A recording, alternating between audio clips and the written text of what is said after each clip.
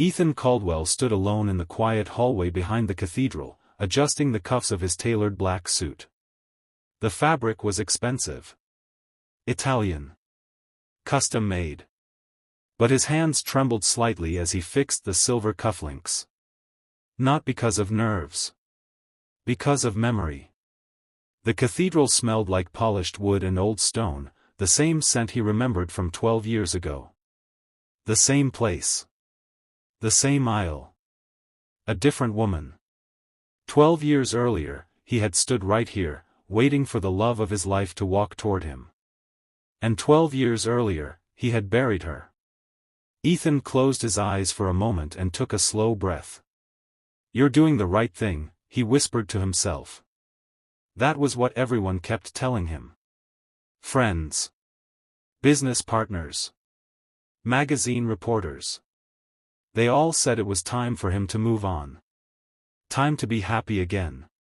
Time to stop living like a ghost inside his own success. Ethan Caldwell had everything most people spent their entire lives chasing. Money. Influence. Power. His name appeared on skyscrapers, hospital wings, and business magazines.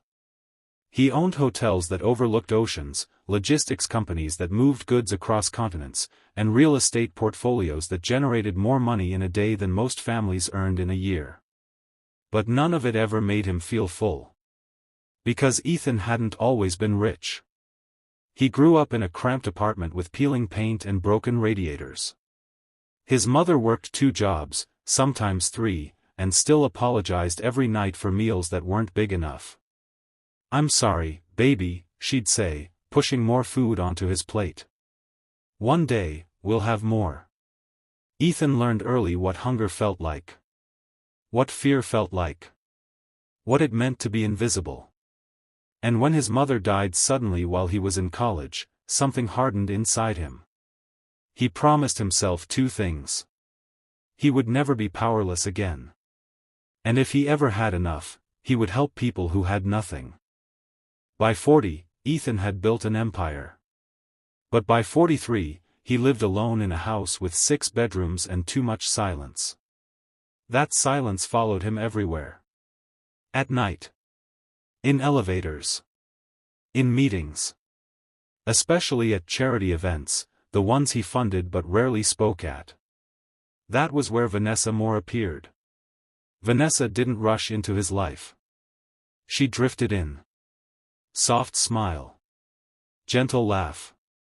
Perfect posture. She listened when Ethan talked, really listened.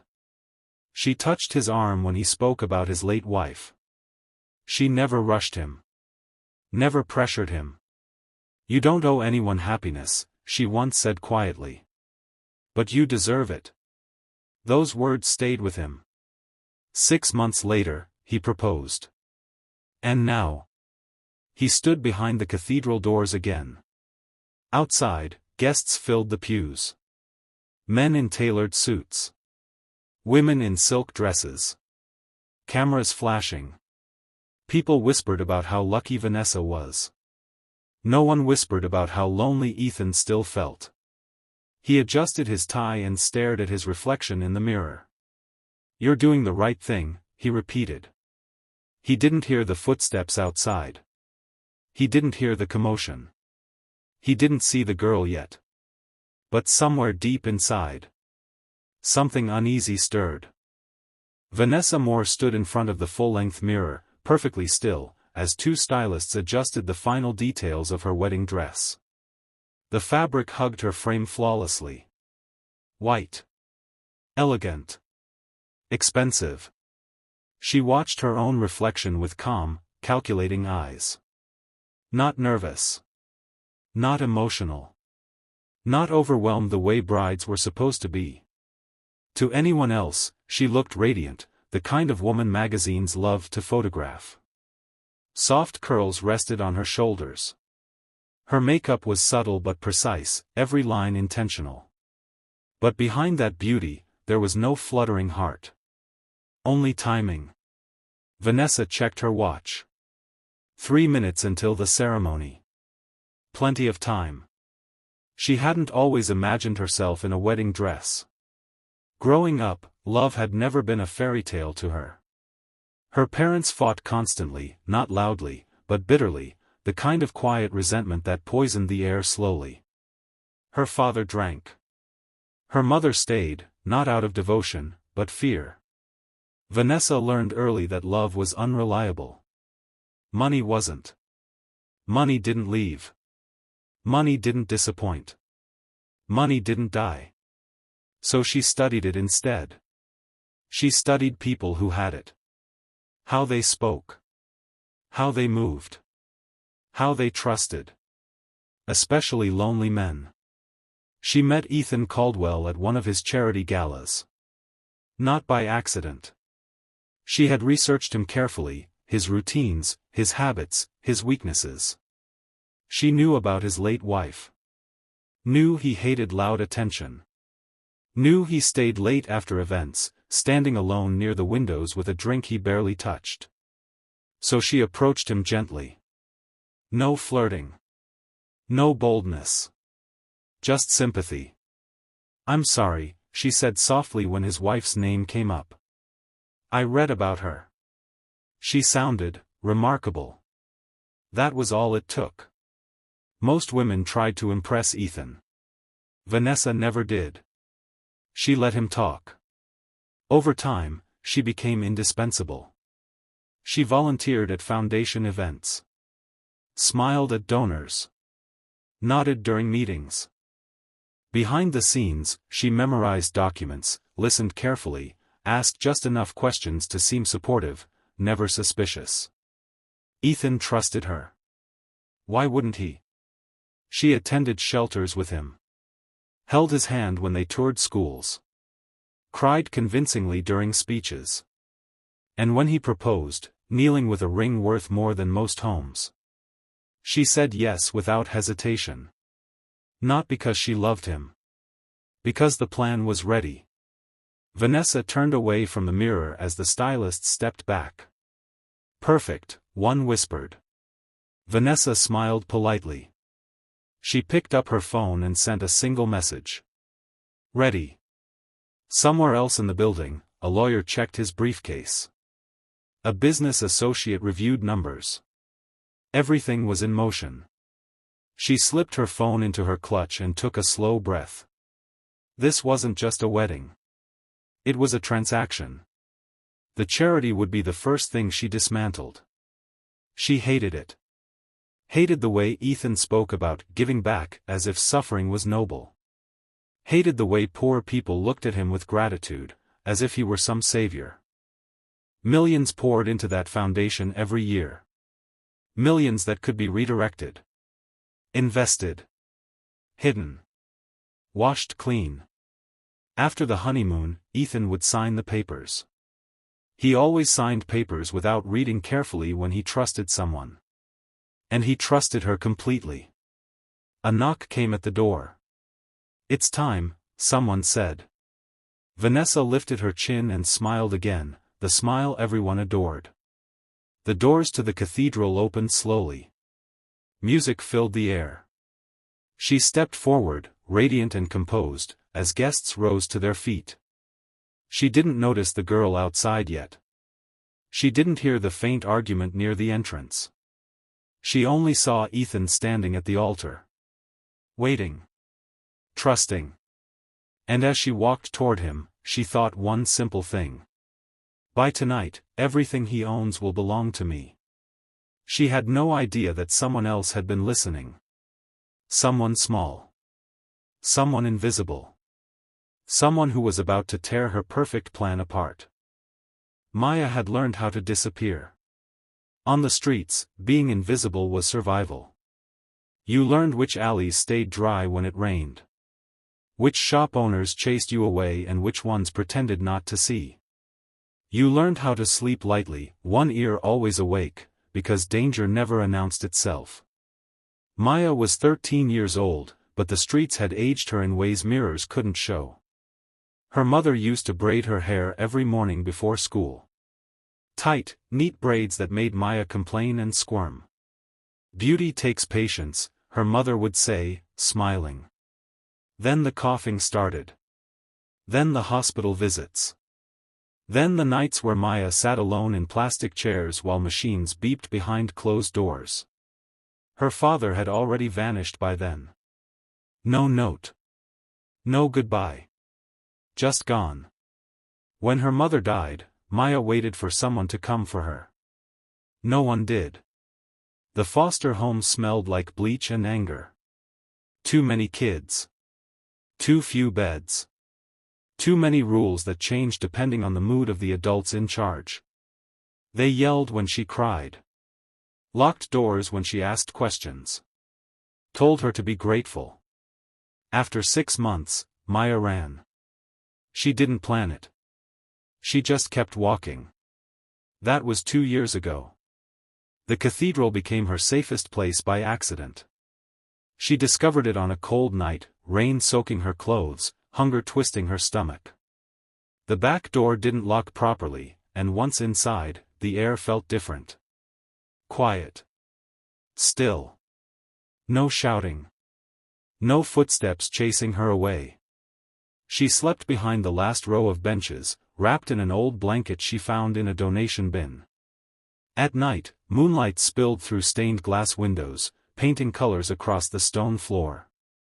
It felt like being hidden inside a story. And for a while, that was enough. Maya didn't know who Ethan Caldwell was at first. She heard his name at soup kitchens. On pamphlets. Whispered by volunteers. This food comes from the Caldwell Hope Fund, they'd say. One night, she even saw him from far away, standing outside the cathedral after a meeting, talking to the priest. He held the door open for an old man struggling with bags. He didn't look rich. He looked tired. 2 weeks before the wedding, Maya was half asleep when voices woke her. Not footsteps. Voices. Low. Careful. Confident. They came from the small office near the altar, a room that was always locked at night. Maya sat up slowly, heart pounding. People weren't supposed to be there. She pressed herself closer to the bench and listened. That charity transfer has to be clean, a man said. No mistakes. Maya froze. Another voice answered, smooth, familiar, sharp. I've handled everything. He won't suspect a thing. Maya's stomach dropped. She recognized that voice. She'd heard it during the day, laughing politely, thanking donors. Vanessa. Night after night, they returned. Always late. Always careful. Maya stopped sleeping. She listened instead. She learned words she didn't fully understand but felt heavy with danger. Assets. Power of attorney. Control. She heard laughter that made her skin crawl. All that money, Vanessa said one night, amused. Wasted on people who don't even try to fix their lives.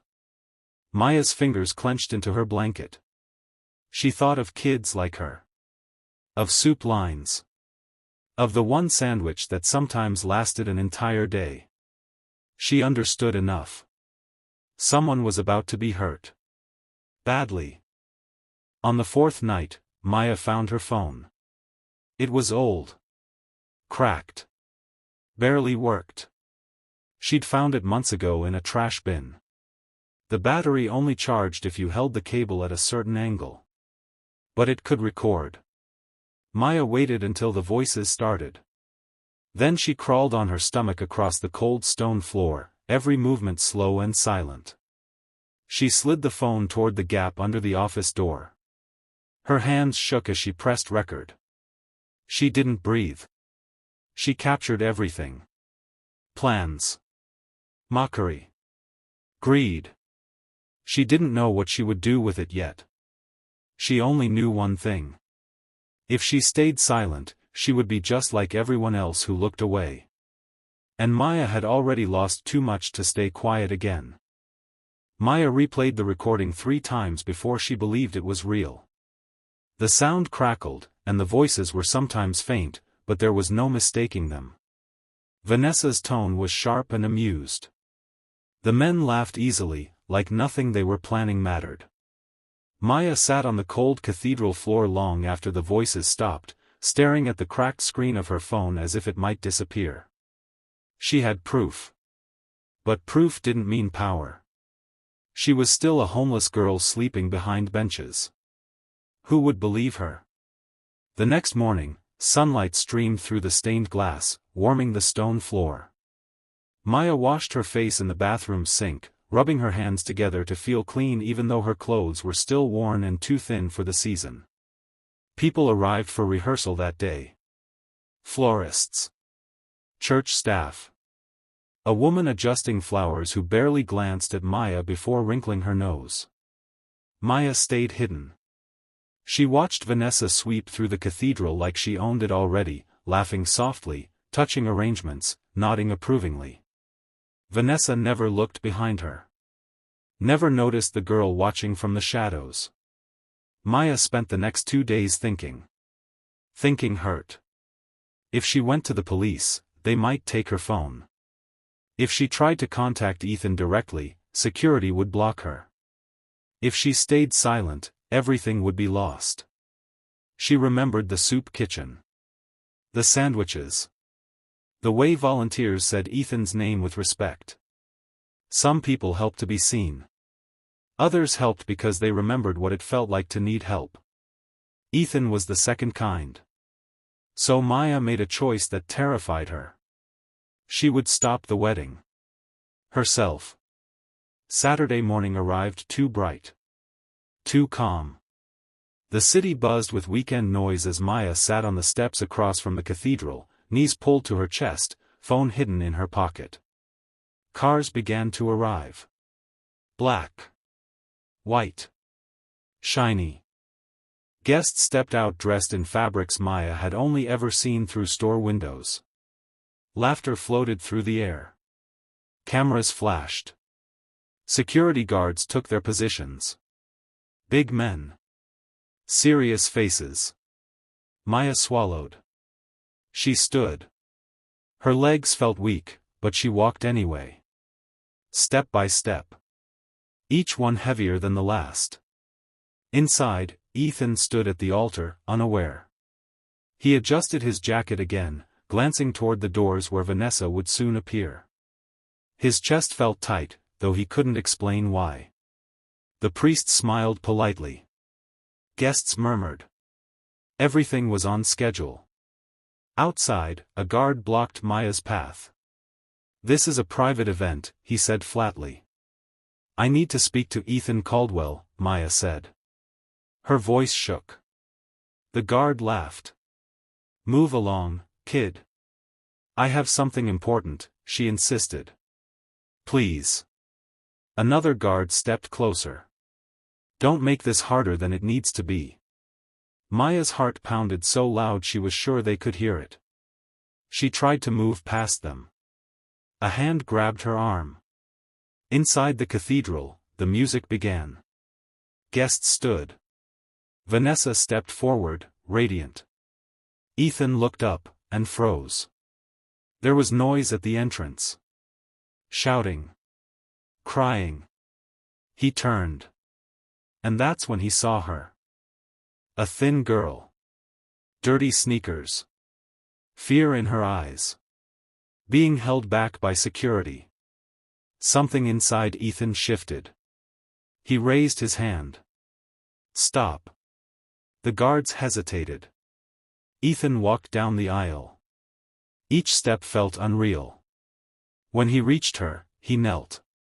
"What's going on?" he asked calmly. Maya looked at him and almost broke. This wasn't a cruel man. This wasn't someone who looked down on her. He was just human. "Don't marry her," Maya said, the words tumbling out. "Please. She's lying. She's going to take everything from you." Gasps rippled behind them. Ethan didn't pull away. He listened. "I have proof," Maya whispered. "Just listen." 5 seconds. The guards protested. Ethan didn't look at them. He looked at the girl shaking in front of him. "Okay," he said. "Play it." Maya's hands trembled as she pressed the button. Vanessa's voice filled the air. Clear. Cold. Cruel. Ethan's face drained of color. And in that moment, everything he believed about his future shattered. The first few seconds felt unreal. Ethan stared at the phone in Maya's shaking hands, his mind struggling to connect the familiar voice coming from the tiny speaker with the woman standing inside the cathedral in a white dress. Vanessa's voice sounded relaxed. Confident. Amused. "Once he signs the papers, half of it is mine automatically," the recording said. "And after the honeymoon, everything else." Ethan's chest tightened. Around them, people leaned closer, whispering, trying to understand what they were hearing.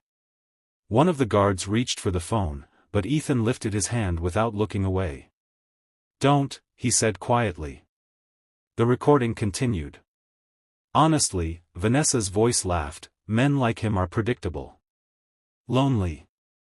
Grateful for attention.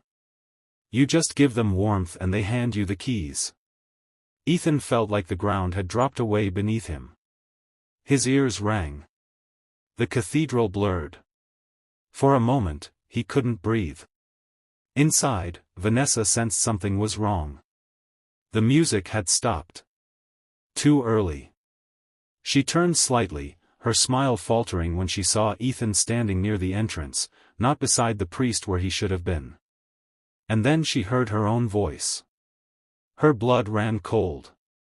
She spun fully toward the doors. "What is going on?" she demanded, her voice sharp now, no longer sweet. Ethan didn't answer. He walked back down the aisle slowly, every step heavy, every face turned toward him. Whispers turned into murmurs. Murmurs into shock. When he reached the altar, he stopped. "The wedding is cancelled," he said.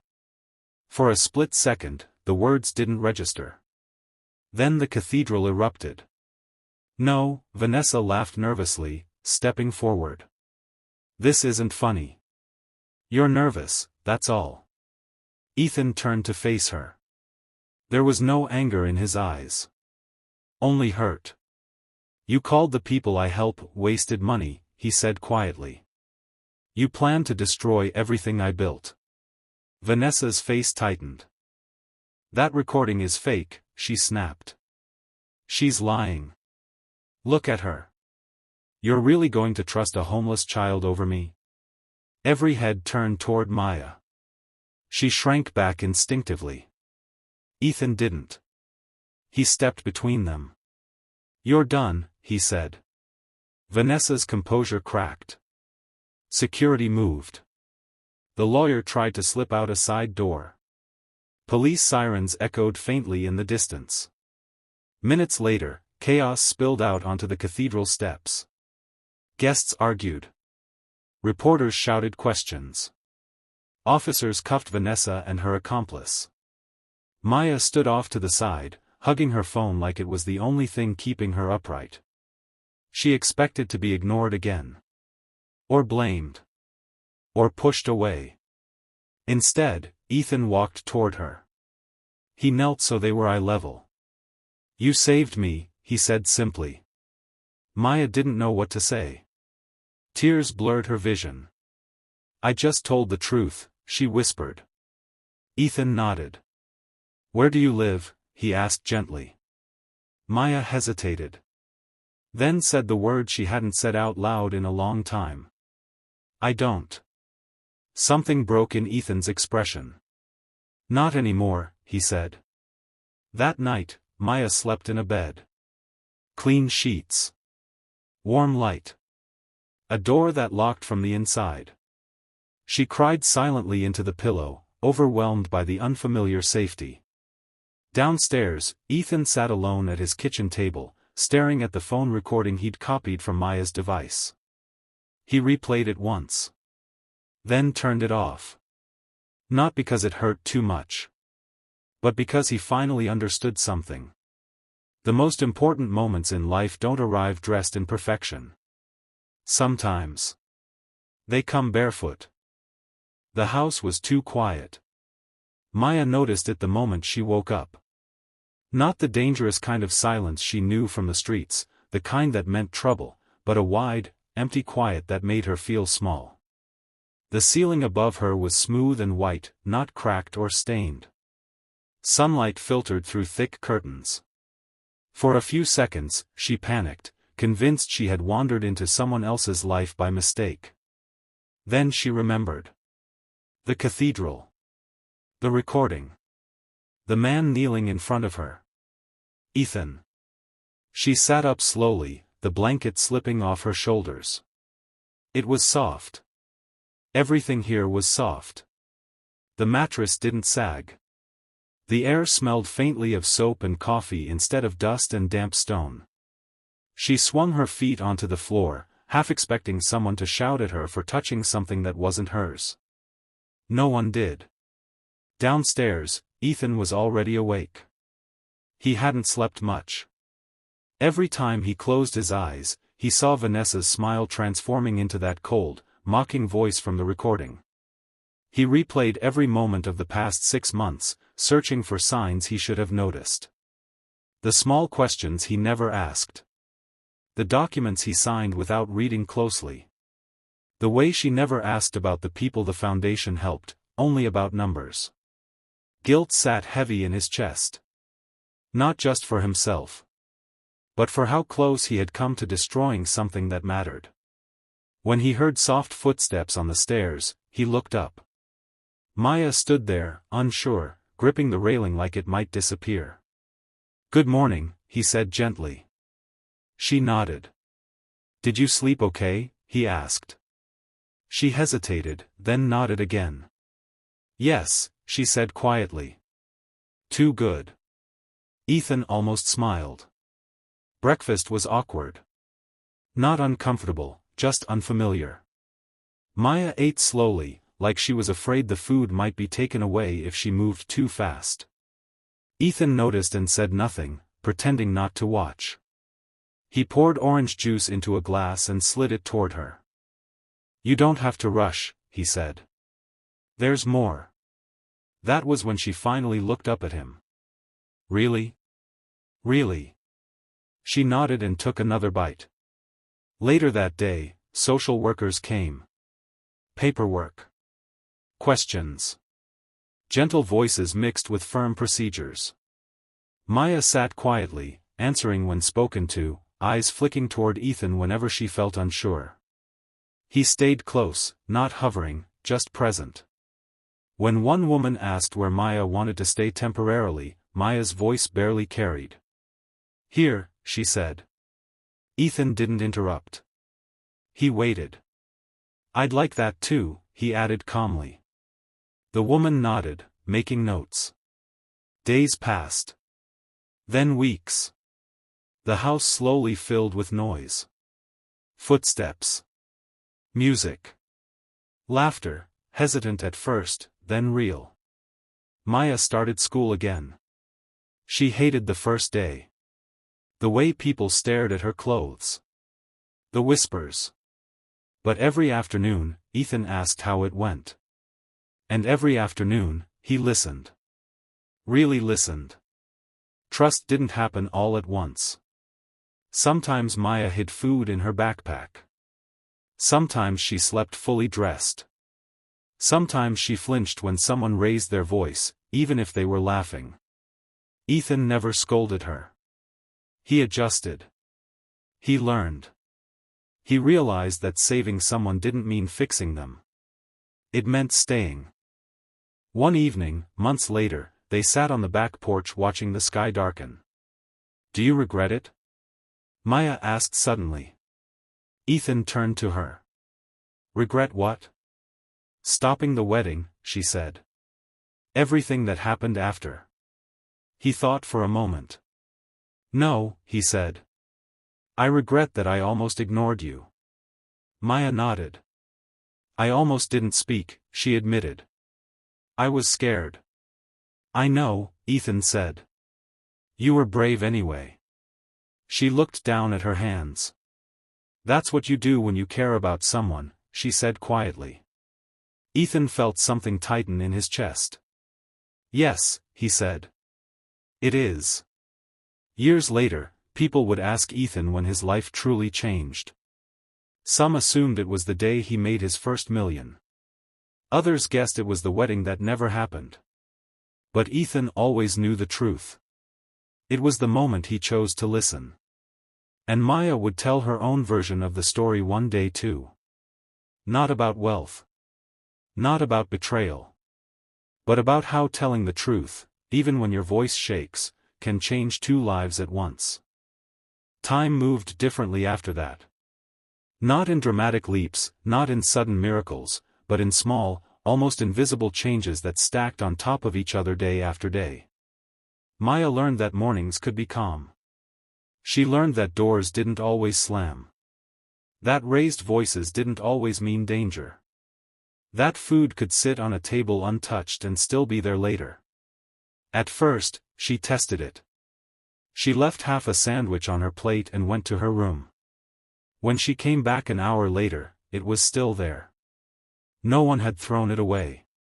No one had accused her of wasting it. That confused her more than hunger ever had. Ethan learned too.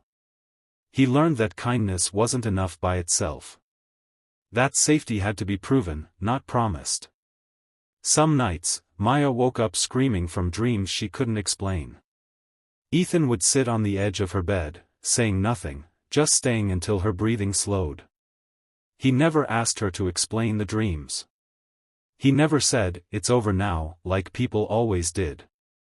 Because he understood something most people didn't. Just because danger ends doesn't mean fear disappears with it. The court process took time. Social workers visited. Lawyers filed papers. Judges reviewed reports. Everything was careful. Slow. Measured. Maya hated the waiting. Waiting had never meant good things before. One afternoon, after a meeting that left her unusually quiet, Ethan found her sitting on the back steps, hugging her knees. "What if they make me leave?" she asked without looking up. "What if they change their mind?" Ethan sat beside her. "Then I'll fight," he said simply. "And if that's not enough, I'll fight harder." She finally looked at him. "You don't have to," she said. "I'm not your responsibility." He shook his head. "You became my responsibility the moment I chose to listen to you," he replied. "And I don't walk away from that." Maya didn't cry. She just nodded, like she was storing the words somewhere deep for later. To disappear inside it. She started raising her hand. Tentatively at first. Then with confidence. Teachers noticed how hard she worked. How she stayed late to finish assignments. How she flinched at praise but smiled when it came anyway. Ethan attended every parent meeting. Every one. He sat in those small plastic chairs like they were boardroom seats, listening carefully as teachers talked about progress and challenges. When they asked how long Maya had been behind, he answered honestly without shame. "She's catching up," he said. "That's what matters." The trial ended quietly. Vanessa pleaded guilty. There were no dramatic speeches. No apologies. Just sentencing. Fraud. Conspiracy. Attempted financial exploitation. 7 years. Ethan didn't attend. He didn't need closure from someone who never cared. Instead, he spent that day with Maya at a park, watching her struggle to ride a bike she refused to give up on. When she finally stayed upright, wobbling but laughing, she looked at him with wide eyes. "I did it," she said breathlessly. "Yes, you did," Ethan replied, clapping. That moment mattered more than any courtroom outcome. The foundation grew. Not louder. Stronger. Ethan changed how it operated. More transparency. More safeguards. More voices from people who had once been helped. And one afternoon, Maya asked a question that stopped him cold. Why don't you let the kids help decide? She asked. The ones who were there before. Ethan stared at her. Then smiled. Within a year, the Caldwell Hope Fund had a youth advisory board. Maya was the youngest member. The adoption papers were signed on a rainy Tuesday. No cameras. No celebration. Just a judge, a pen, and a moment that felt impossibly heavy. When it was done, the judge smiled. "Congratulations," she said. "You're officially a family." Maya looked at Ethan like she was afraid the word might disappear if she spoke it. "Can I call you Dad?" she asked. Ethan's breath caught. "I would love that," he said. She tried the word carefully. Dad. It fit. Years passed. Maya grew taller. Stronger. Louder. She told her story on her own terms. Sometimes at schools. Sometimes at fundraisers. Sometimes just to kids who needed to hear that survival didn't disqualify them from hope. Ethan stood in the back during those talks, quiet and proud. People often asked him how he had saved her. He always corrected them. "She saved me first." On the anniversary of the wedding that never happened, they returned to the cathedral. Not inside. Just outside. They sat on the steps as the sun set. "Do you ever think about that day?" Maya asked. "All the time," Ethan said. "But not the way people expect." "How then?" He smiled softly. "I think about how close I was to not listening." Maya nodded. "Me too," she said. "I almost stayed quiet." They sat in silence. Two lives intersected by 5 seconds of truth. And a choice. Not to look away. Not to stay silent. But to listen. To speak. To stay. That was how their family began. And that was how it stayed. The years that followed didn't feel like a fairy tale. They felt real. Some days were easy. Some days were messy. Some days felt like moving backward instead of forward. And that was okay. Maya struggled with trust longer than anyone expected. She trusted Ethan, yes. But the world? That took time. There were days she came home quiet, dropping her bag by the door and going straight to her room. Days when old memories crept in without warning. Days when a teacher's raised voice or a classmate's joke cut deeper than it should have. On those days, Ethan didn't push. He knocked once. Left the door open. Sat nearby without demanding words. Presence mattered more than speeches. Slowly, Maya learned something new. She didn't have to earn care. Ethan changed too. Before Maya, his life had been scheduled down to the minute. Meetings, flights, calls, decisions measured in profit and efficiency. After Maya, he learned how to waste time. He learned how to sit on the floor helping with homework that made no sense to him anymore. How to argue over pizza toppings. How to listen to stories that went nowhere and still mattered. For the first time in years, his house felt lived in. Not perfect. Alive. One evening, as rain tapped softly against the windows, Maya asked a question Ethan hadn't expected. "Do you ever feel scared?" she asked. "Of what?" he replied.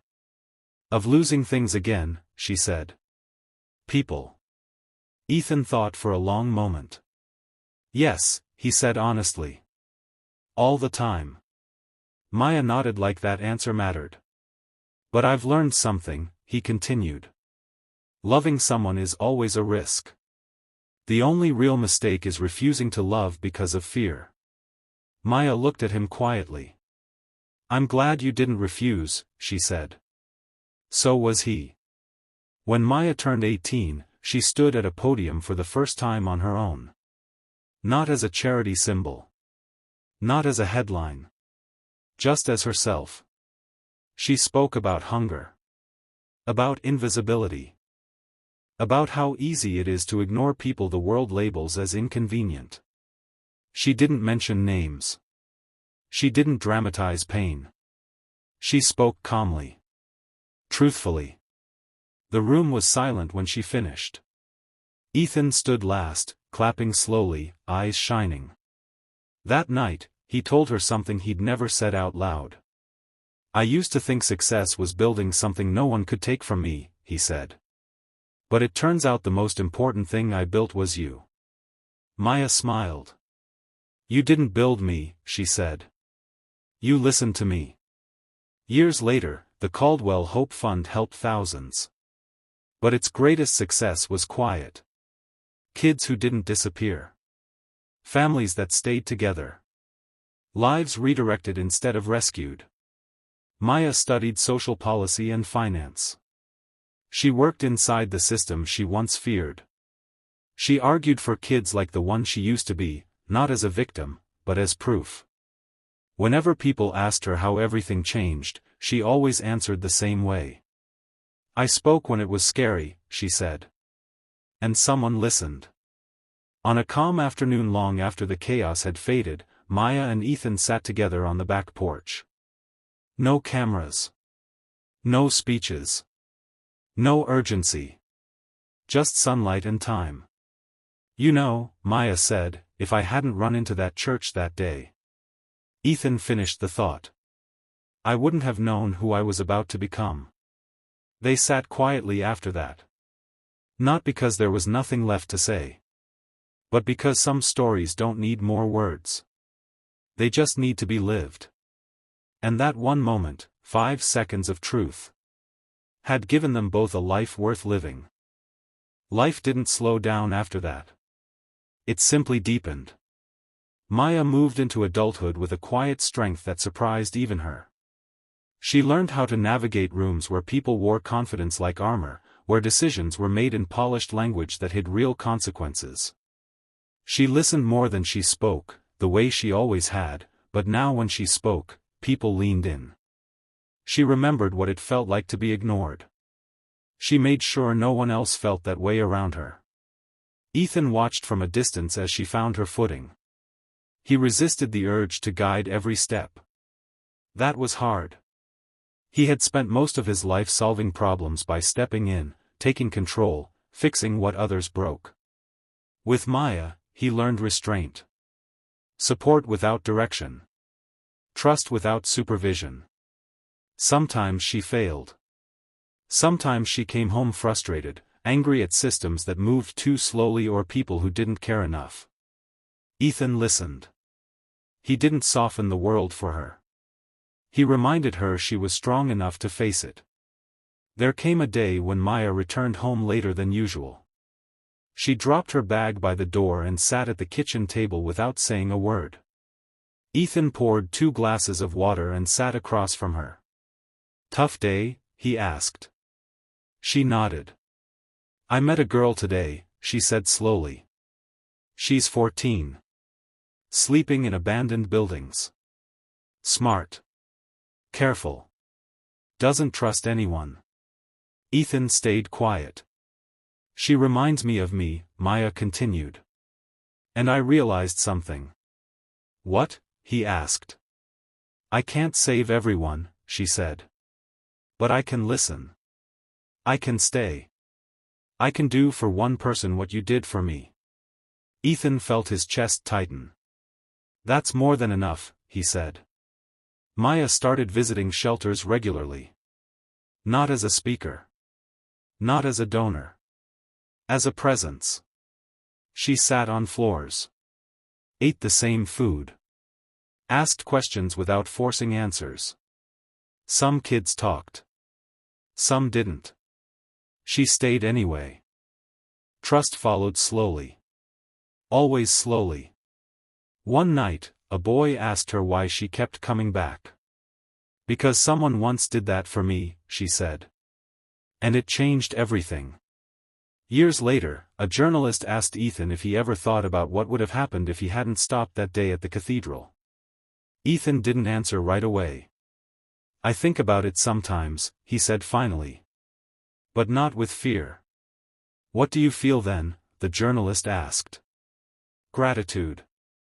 "For interruption," Ethan replied. "For discomfort. For a moment that broke my plans before they broke me." Maya eventually stood in front of that same cathedral again. Not for a wedding. For a community forum. The building looked smaller now. Less intimidating. She stood at the steps where she once trembled, heart racing, unsure if anyone would listen. And she spoke. About systems. About silence. About how easy it is to mistake order for justice. People listened. Some nodded. Some argued. Some walked away uncomfortable. Maya didn't mind. Change never came from comfort. That evening, as the city lights flickered on, Ethan joined her on the steps. "You were fearless," he said. She shook her head. "I was scared," she replied. "I just spoke anyway." Ethan smiled. "That's courage," he said. They sat there until the sky darkened, the noise of the city wrapping around them like a living thing. In the end, their story wasn't about wealth or rescue or a dramatic interruption. It was about attention. About the choice to notice. To pause. To listen. Because sometimes, the most powerful thing you can do for another person is stop what you're doing. And hear them out. The world kept moving, the way it always does. Faster than people expect. Slower than they hope. Maya learned that adulthood didn't arrive all at once. It came in pieces, responsibilities layered quietly over freedom. Bills. Deadlines. Decisions that carried weight even when no one was watching. Some nights, she sat alone in her apartment staring at the city lights, remembering what it felt like to have nowhere to go. The memory didn't hurt the way it used to. It grounded her. It reminded her why she refused to become careless with people. Because carelessness had nearly erased her once. Ethan grew older. Not in the way magazines noticed, his hair stayed neatly trimmed, his posture confident, but in the way his priorities shifted. He stopped chasing expansion for expansion's sake. He stepped back from boards that demanded growth without purpose. When people asked why, he gave a simple answer. "I've already built enough," he said. "Now I want to protect what matters." He meant Maya. He meant the foundation. He meant the quiet life he'd learned to value. One winter evening, Maya showed up at his house unexpectedly. Snow clung to her coat. Her face was pale. Ethan knew that look. "What happened?" he asked. She exhaled slowly. "I messed up," she said. "I trusted someone I shouldn't have. A program I helped design, funds went missing. Not my fault exactly, but I didn't see it coming." Ethan listened. Didn't interrupt. Didn't rush to fix it. "I feel stupid," she admitted. "I should have known better." Ethan shook his head. "No," he said. "You should have known that trust always carries risk. And choosing to trust doesn't make you weak." She swallowed hard. "But what if people get hurt?" she asked. "They will," Ethan said gently. "That's why accountability matters. Not fear." Those words stayed with her. Maya faced the fallout head-on. Audits. Meetings. Criticism. She didn't hide. She didn't deflect. She took responsibility for what was hers and named what wasn't. Some people respected her more for it. Some didn't. She learned that integrity doesn't guarantee approval. It guarantees self-respect. Years blurred together. The foundation expanded into cities Maya had once slept in. Policies changed. Programs improved. Failures corrected.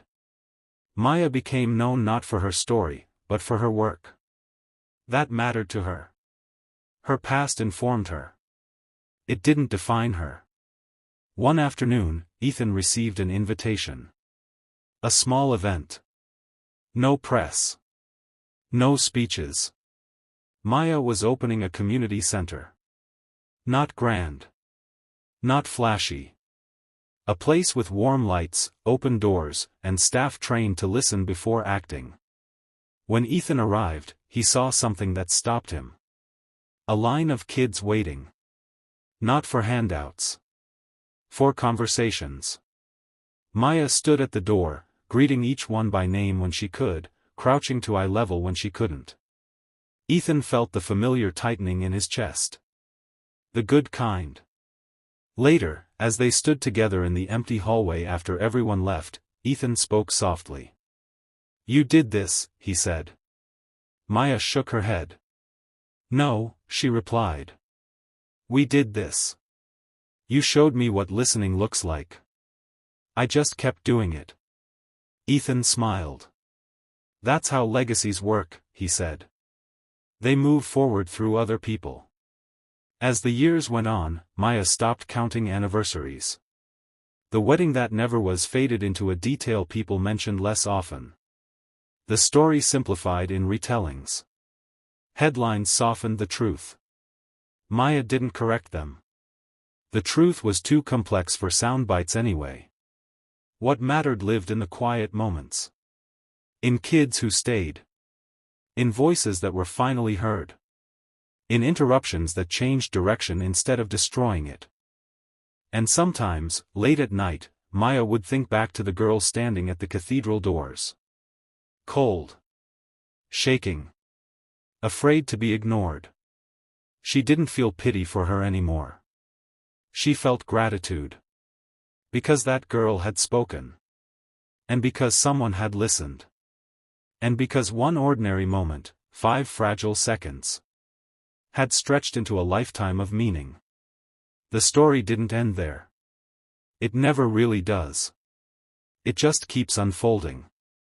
One honest voice at a time. The older Maya became, the more she understood something that once confused her. Healing wasn't about forgetting. It was about remembering without being controlled by the memory. There were still nights when a certain smell, wet concrete after rain, or cheap soap, pulled her back to the streets for a split second. Her body reacted before her mind did. A tightening chest. A shallow breath. But now, she knew how to ground herself. She knew where she was. She knew she was safe. She knew the past didn't get to decide her next move. That knowledge felt like power. Ethan noticed the shift before Maya did. She spoke with more patience. Moved with more certainty. Paused before reacting. Not because she was afraid to speak, but because she had learned the weight of words. One evening, while sorting through old documents in his study, Ethan came across a folder he hadn't opened in years. Wedding plans. Guest lists. Seating charts. He stared at them longer than he expected. Not with sadness. With clarity. He realized something quietly profound. If that wedding had gone forward, he would have gained a wife, and lost himself. Instead, he had lost an illusion. And gained a family. He closed the folder and shredded every page. Maya's work began to influence policy. Slowly at first. Then unmistakably. Programs were redesigned to prioritize long-term stability instead of short-term optics. Funding models shifted. Metrics changed. Listening sessions replaced press events. Some donors pulled out. Others leaned in. Maya didn't chase approval. She chased impact. That made her difficult to manipulate. And impossible to ignore. One afternoon, Maya received an email that made her pause. It was from a woman who worked at a shelter in another city. The message was short. "There's a girl here who won't talk to anyone. She listens to your speeches on her phone at night. I think you're the only person she might trust." Maya read it twice. Then she booked a flight. The shelter smelled familiar. Not identical, but close enough to stir memories. The girl sat in the corner, knees pulled to her chest, eyes sharp and guarded. Maya didn't introduce herself. She didn't explain who she was. She sat down on the floor a few feet away. And waited. Minutes passed. Then more. Finally, the girl spoke without looking at her. "Are you going to tell me what to do?" she asked. Maya shook her head. "No," she said. "I'm here to listen. Or sit quietly. Whatever you want." The girl studied her carefully. "You won't leave?" she asked. Maya answered honestly. "I'll stay as long as you want me here." That was enough. Ethan got the call late that night. "I'm not coming back tomorrow," Maya said. "I think she needs more time." "Then take it," Ethan replied without hesitation. After he hung up, he realized something else. He no longer worried about Maya being swallowed by the world. She had become someone the world needed. Years layered over years. Faces changed. Cities expanded. New challenges replaced old ones. But one thing stayed consistent. Maya never stopped showing up. Not as a symbol. Not as a savior. As proof. Proof that listening could interrupt cycles. Proof that care could be deliberate. Proof that one moment of attention could echo for decades. On Ethan's 70th birthday, Maya organized a quiet gathering. No speeches. No donors. No press. Just people whose lives had intersected because of a single decision to listen. When Ethan looked around the room, his eyes filled. "I don't deserve this," he said softly. Maya smiled. "You do," she replied. "Because you chose differently when it mattered." He nodded. That choice had cost him a future he thought he wanted. And given him one he never could have planned. Later that night, after everyone left, Maya sat beside him. "Do you ever wish things had gone another way?" she asked. Ethan thought carefully. "No," he said. "I wish more people understood how close they are, every day, to a better choice." Maya leaned her head against his shoulder. "Maybe that's why stories matter," she said. "They remind people to pause." Ethan smiled. "Yes," he said. "They remind them to listen." And somewhere, in some crowded place, another unheard voice waited. Not for rescue. Not for perfection. Just for someone to stop. To notice. To listen. And when that happened, the story would begin again. The story didn't stop with Ethan's birthday. It never stopped. It simply moved forward, quietly shaping lives in ways most people would never trace back to that single interruption at a cathedral door. Maya became careful with how she used her voice. She understood now that influence could heal or harm depending on how it was carried. She refused invitations that wanted her pain but not her perspective. She accepted rooms where hard questions were welcomed and easy answers were rejected. Sometimes, that meant walking away from money. Sometimes, it meant standing alone. She was okay with both.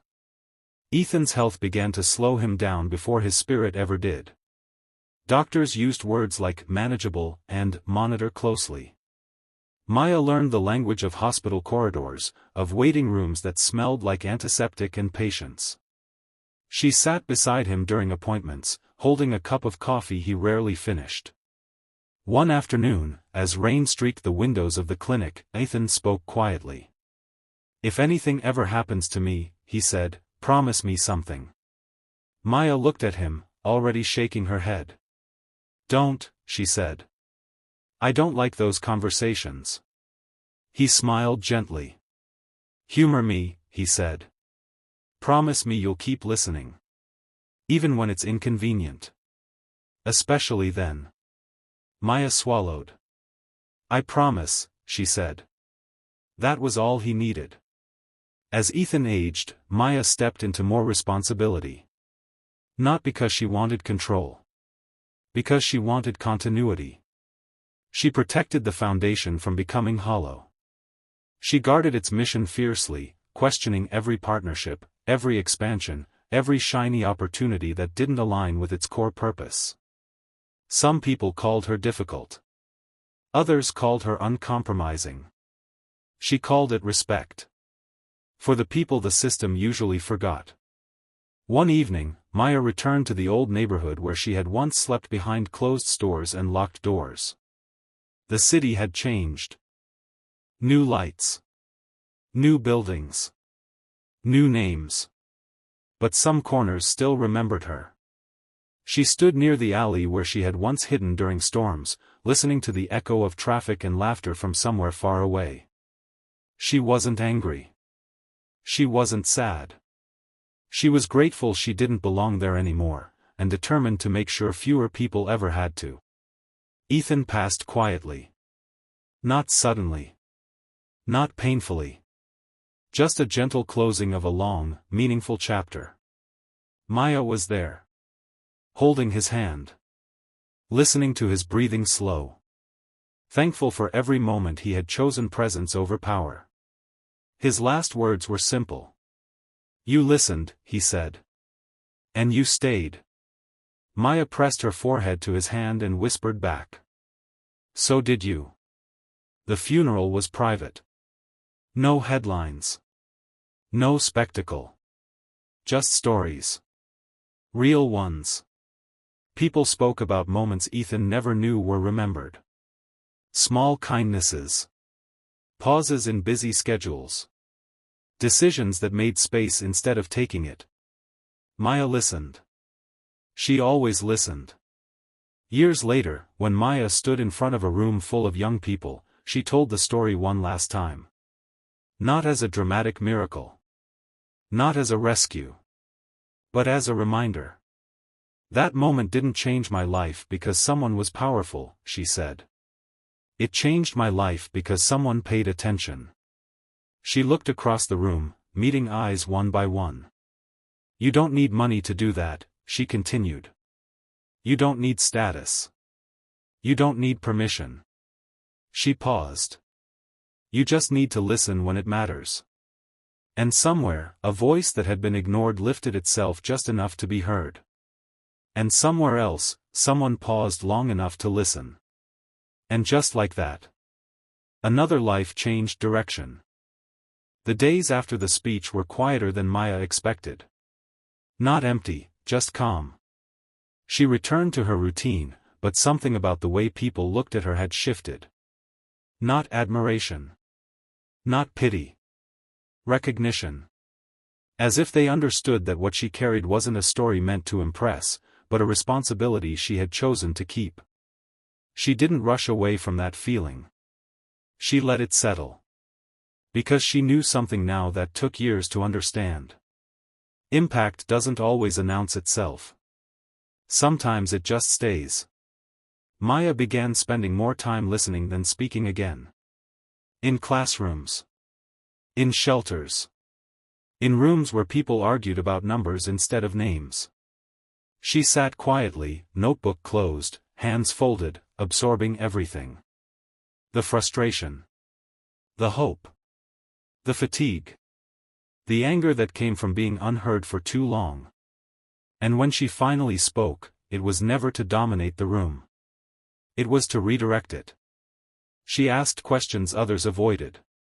She named gaps others stepped around. She slowed conversations that were moving too fast to be honest. People learned to pause when she did. Late one evening, Maya stood alone in the community center long after everyone had left. The lights were dim. The chairs stacked. The floors freshly cleaned. She walked the halls slowly, touching the walls, remembering how impossible a place like this once felt. She thought about the girl she used to be.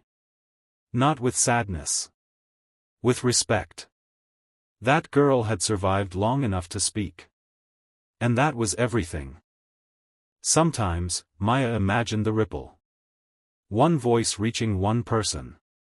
That person changing one decision. That decision altering dozens of lives that would never know her name. She understood now that legacy wasn't about being remembered. It was about being multiplied. On the anniversary of the cathedral day, Maya didn't mark it publicly.